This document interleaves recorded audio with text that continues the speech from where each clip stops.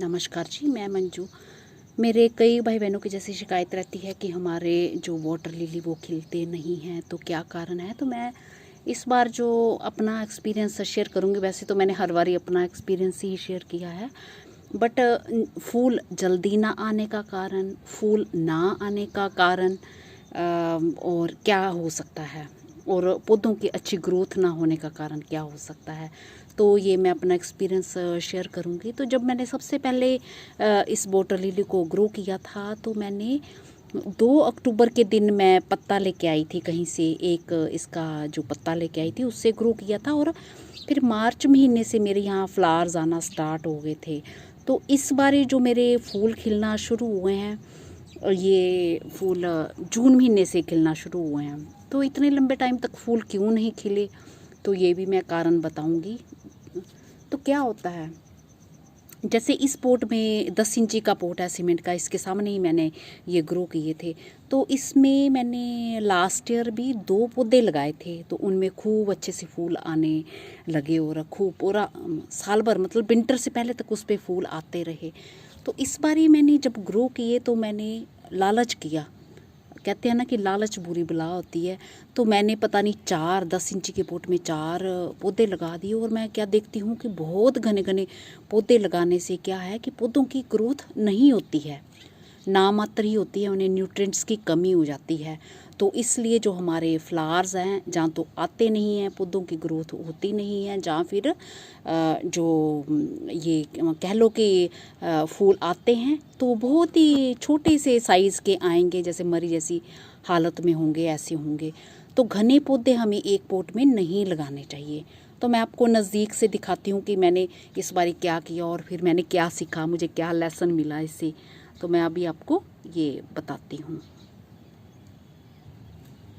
तो ये कि आपने जो ये मेरा 10 इंची का पोट देखा है, तो इसमें फिर मैंने बाकी प्लांट्स निकाल के 2 रहने दिए, एक ये और एक ये। फिर इसमें इतनी अच्छे से ग्रोथ हुई, और फूलों का साइज़ तो देखो इतना बड़ा बड़ा, और लगातार हर रोज़ ही खिलते आ रहे हैं, इतने फ्लावर बर्ड इस पे आ रहे हैं।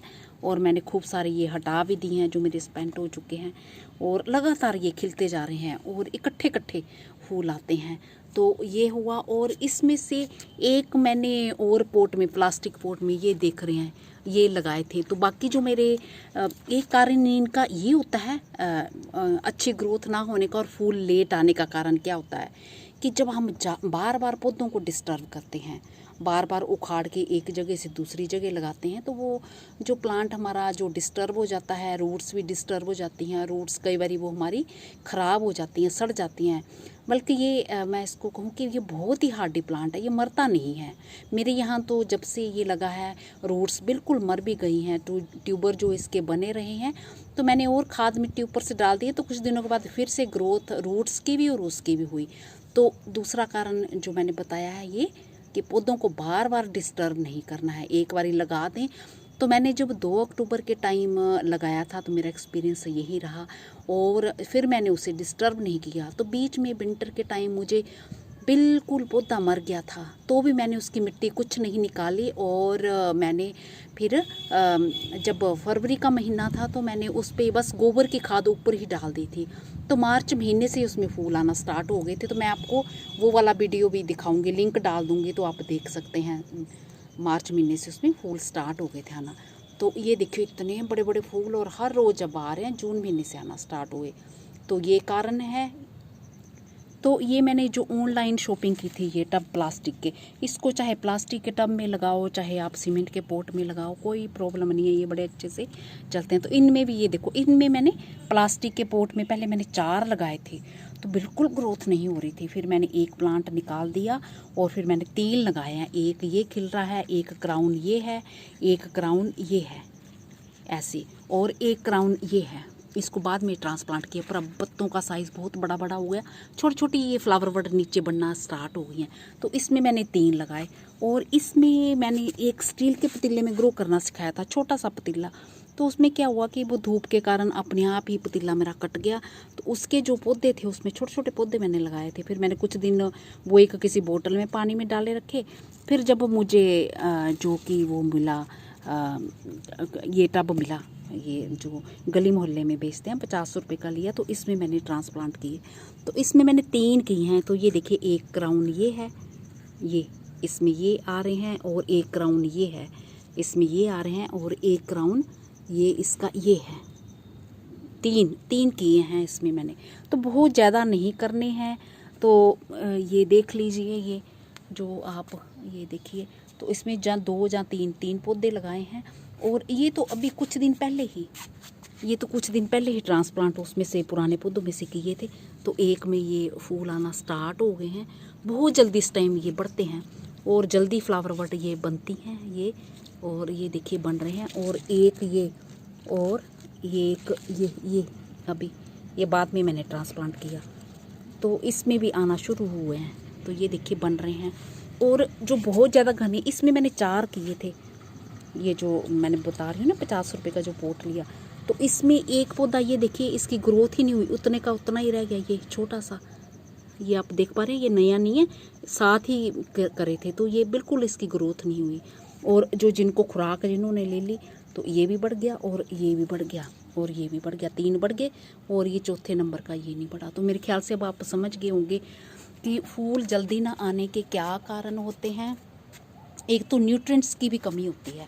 तो जब हम सही तरीके से पौधे लगाते हैं, मतलब जितनी स्पेस चाहिए उतनी मिट्टी खुराक देते हैं, बट अगर खाद हम अच्छे से नहीं डालते हैं तो भी हमारे फूल जो नहीं खिलते हैं, प्लांट की ग्रोथ नहीं होती है।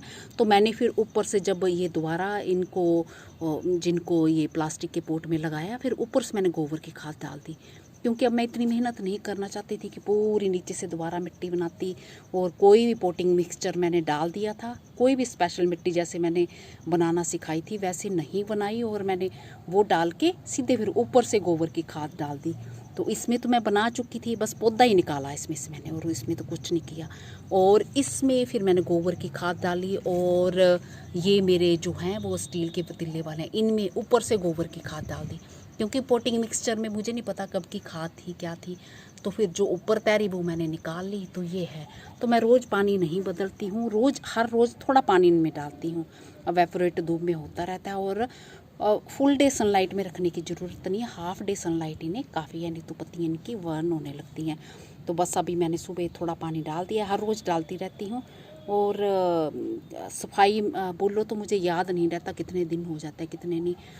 तो जैसे शिवाल वगैरह ये इसमें आना स्टार्ट हो गया है। तो इसमें से ये निकालूंगी हाथ से, और निकाल के पुरानी पत्तियाँ वगैरह भी निकालूंगी। तो निकाल के फिर किसी ये जैसे ये निकाल के इस तरह से, तो ये भी खाद होती है बड़ी अच्छी। तो ये दूसरे गमलों में जहाँ कंपोस्ट बना रहे हैं उसमें डाल देनी है इस तरह से। तो मेरे को तो कोई पता नहीं, उसके जो मच्छर वगैरह के अंडे वगैरह दिखते नहीं हैं। और वैसे भी मैंने ये जो डकवीट डाल रखा हुआ है, जब ये पूरा फैल जाता है, बारिश से ये पूरा बह गया, तो फिर वो जो मच्छर की प्रॉब्लम होती नहीं है। उसके अंडे ये देखिए, ये भी फ्लावर बड ये बन रहे हैं। तो मेरा ख्याल है अब आप समझ गए होंगे कि क्या इसमें जो कमी होती है, कमी पेशी होती है, जिसके कारण फूल आना लेट हो जाते हैं। एक तो बार बार डिस्टर्ब नहीं करना है, दूसरा न्यूट्रिएंट्स की कमी, बहुत ज़्यादा पौधे इकट्ठे नहीं लगाने हैं। तो बार बार उखाड़ने से पौधे की ग्रोथ फिर डिस्टर्ब होती है, और डिस्टर्ब हो ही जाती है। रूट्स भी कई बार हमारी वो दोबारा मर जाती हैं, फिर से नए सिरे से आना शुरू होती हैं, फिर उतना ही ज़्यादा टाइम लेती हैं, फिर लेट फूल हो जाते हैं। तो ये कारण है, ये मेरा खुद का एक्सपीरियंस है। नमस्ते जी, शुक्रिया।